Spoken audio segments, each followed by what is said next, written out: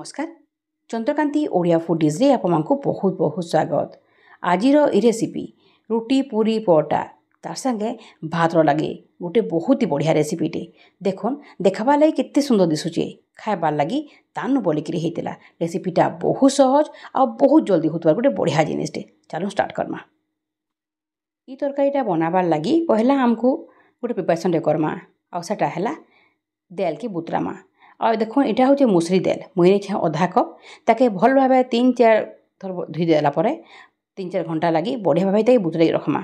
देखो यहाँ भल भाव बुतरी गलान आछेका आम जीमा सीधा रांधबार प्रोसेस के। तो देखो से गैस ऑन करी मुझे गोटे कढ़ई गरम कर कढ़ई जो गरम हो गलान आम देमा सोरसो तेल आ सोरसो तेल दीछे मुझे 3-4 चामच तेलटा टी गरम हो आसला बेलके आम देमा अधा चामच जीरा आ गोटे तेजपतर तार संगे देमा बड़ इलाची गुटे आ छोट खंडे दालचीनी जेनता कि ई सब बढ़िया भाव तेल टिके फ्राए हो आ तार फ्लेवर सब बढ़िया भाव तेल मिसीजा। तारपर आम देमा प्याज गोटे मीडियम साइज आ गोटे छोट खंडे प्याज आम ई प्रकार एकदम छोट छोट खंडे काटिकी नहीं जाए। पहला आम ई प्याज के बढ़िया भाव तेल भाजीदेमा टिके जेनता कि लाइट ब्राउन कलर हो। आउ इतार आगु मुझे बहुत सारा मुसरी दाल रेसिपी मैंने सेयार कर मोर चैनल रे प्लेलिस्ट सब अच्छे आप चाहिए बोले क्लिक करके देखिपारे। आ देखो ये भितर पियाज भाजी लाल हो सारान एछेका आम देमा अदा लहसुन पेस्ट 2 चामच तारपर ये सबके भल भाव मिसे देखिए आ टे कषिदेमा जेनता कि अदा लहसुन पेस्टा भी बढ़िया भाव पियाज संगे मिसिक कषि हो।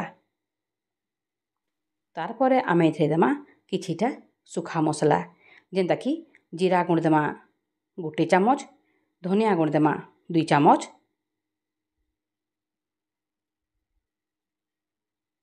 हल्दी देमा अधा चामच आउ काश्मीर रेड चिली पाउडर देमा 1 चामच बढ़िया टे कलर आसवा बोलिकी तारपर ये सबके भल भाव मिसई देकरी आम टे कषिदेमा। इटा सुखा मसला सब आम देछूँ तो मसला नहीं पुड़ी जा बोलिकी आम ये पैन मिसामा आ पैन देकरी ये सब मसला के बढ़िया भाव कषिदेमा। तारपर गैस फ्लेम के मीडियम लो रखिकी एछेका ई पैन जेन दिखाई मसला से पैनटा सुखबार तक आम बढ़िया भाव सबके कषिदेमा टिके। देखिए इटा धीमा आँच देला मसलाटा कषि हेबा आ पुड़बार चांसटा नहीं थाए। देखुन एछेका मसलार पैन टिके सुखी आसलान आ मसलाटा बढ़िया भाव भाजी ही आसलान।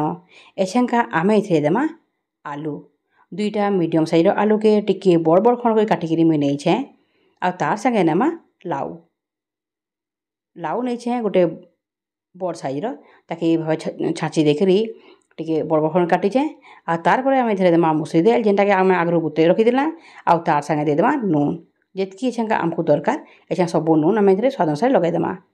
तारपर गैस फ्लेम के मीडियम रू टिके हाई कर देकरी ई सबके कषिदेमा बढ़िया कर मिसईदेमा।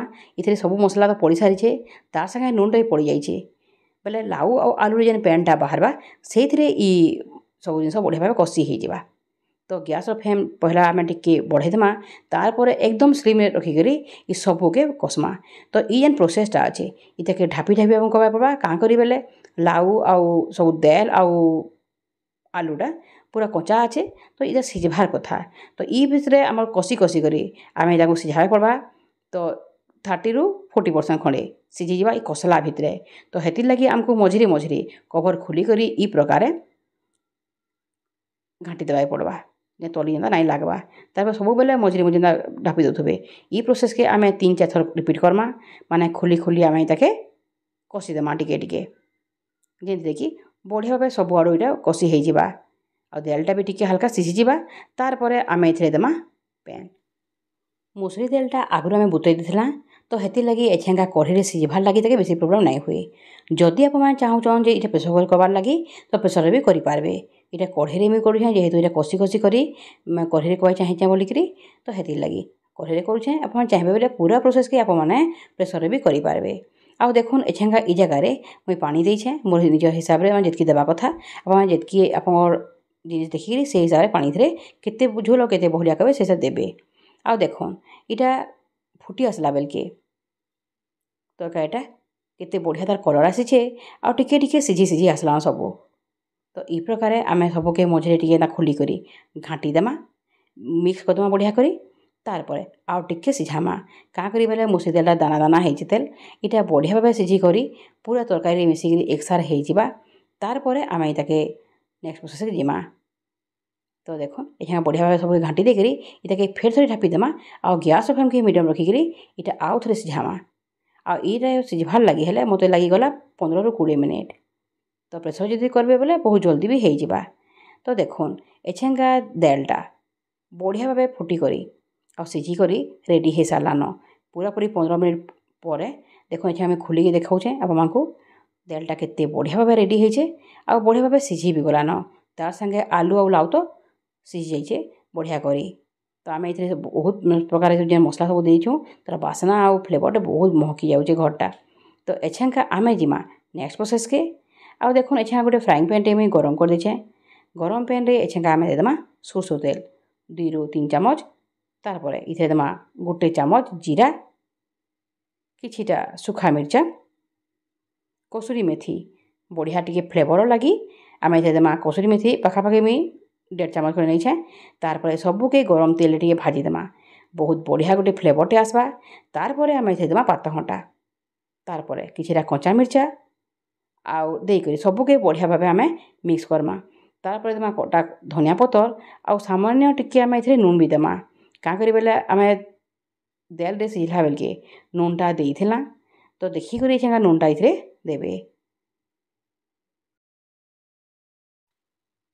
तारपर सबके भल भाव घाटी देके टे मिक्स करदेमा आउ एछेंगा गैस फ्लेम के एकदम लो रखिक सबके आम ढापीदेमा टिके पात घंटे नूनटा पड़ जाइए आउ ढापीदेला बेलके एछेंगा बढ़िया पातना सब सिझी जाइए आउ देखुन देखा पूरा पातना सिझला बाकी। तो एछेंगा सबके आउ थे भल भाव घाटी देकरी पातिया टिके एंता कर मिक्स करदेमा देखुन सबके भल भाव घाटी देकरी पातना सबके बढ़िया भाव बिलेदेला केते बढ़िया गोटे चटपटा चटनी टाइप रेडी हो जाइए। एछेंका आम इताके देमा मिसामा दाल रे फुटुथुबा दाल रे एछेंका ये पातघंटा आम जेन मिक्स रेडी करछुँ हेटाके एछा ढालीदेमा मिसेदेमा बढ़िया करी तारपर सबके भल भाव घाटीदेमा आउ एछेंका देखिए दालटा केते बहलिया करबे और केते पतला करबे जे से हिसाब रे इथिरे पानी टिके भी दरकार पड़े ऐड करि पारबे। तारपर पातघंटा दे सारला परे ये सबके बढ़िया भाव घाटी करी आम टिके फुटेदेमा देखुन मत जी दरकार से हिसाब से दालटा बढ़िया भाव बहलिया होइछे। तो एछेंका मुझे पानी बिल्कुल भी ऐड नहीं करबार किंतु फिर भी आपको जब लगवा टे बहलिया होइछे बोली बेले पानी दे पारबे भी और जब किसी नहीं बढ़िया होइतबा जेतकी दरकार तो ताके बंद कर पारबे आउ जदि पतला हो जाइतबा बेले आउ टिके फुटेकरी बहलिया करदेबे निजर चॉइस अनुसार। आउ देखुन पातघंटार मिक्स दे सारा सबके भल भाव घाटी देकर मिक्स कर सारापर दालटा केते डिलीशियस आउ केते टेस्टी होकर रेडी होइछे बहुत ही बढ़िया गोटे रेसिपीटे बहुत ही यूनिक रेसिपीटे लाउ आलू आउ मुसुरी दाल के नहीं करी बहुत बढ़िया गोटे रेसिपी आज आप सेयार करें भावुचे ये रेसिपीटा आप मन के लगी बोलिकी देखुन ये गोटे जिनस परिया केते बढ़िया मिसी जाइए आ परिबा आउ दाल मिसिक गोटे बढ़िया जिनिस रेडी हो जाइए। तो एछेंगा इतार संगे आउ आमको किछि भी दरकार नाइन बहुत टेस्टी होता जेनथिरे कि रुटी पूरी पटा तो बढ़िया लगवा ही तार संगे भात भी बहुत बढ़िया लगुला। तो आज ये रेसिपी भावुचे भल लगी जदि भल लगला लाइक टी निहाती भाव करूँ चैनल के नुआ कर जब आसीछन बेले सब्सक्राइब करके बिल्कुल नहीं भूलबे। आउ इटा हूँ आप निजर सम्बलपुरी भाषा गोटे कुकिंग चैनल टे निजर फ्रेंड्स और रिलेटिव माक से शेयर भी करूँ आहरी बढ़िया बढ़िया रेसिपी माक संगे फिर आसमी आज रखुचे जुहार।